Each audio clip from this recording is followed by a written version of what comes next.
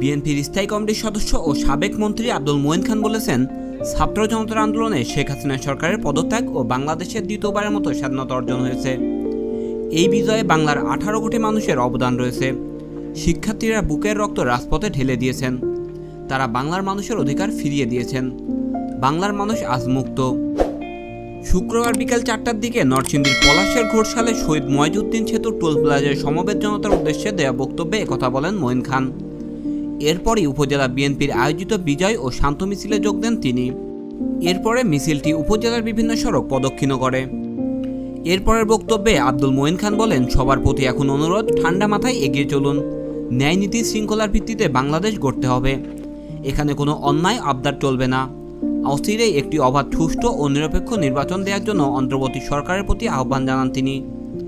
বিজয় ও শান্তি মিছিলে বিএনপির নেতাকর্মী সহ বিভিন্ন পেশা ও শ্রেণীর মানুষ অন্তত 2000 অংশ নেন। এর এক পর্যায়ে বৈষম্য বিরোধী ছাত্র আন্দোলনে নিহত শিক্ষার্থীর আত্মার মাগফিরাতের কামনা করেন এবং আহত ব্যক্তিদের দ্রুত সুস্থতা কামনা করে দোয়া করা হয়।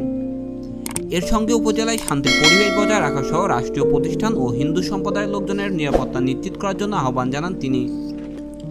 এতে আরও উপস্থিত ছিলেন উপজেলা বিএনপি সভাপতি বীর মুক্তিযোদ্ধা ইরফান আলী, সাধারণ সম্পাদক সাইফুল ইসলাম, যুগ্ম সাধারণ সম্পাদক মোহাম্মদ বাহাউদ্দিন ভূঁইয়া, ঘোড়াশাল পৌর বিএনপি সভাপতি আবদুল মোল্লা প্রমুখ।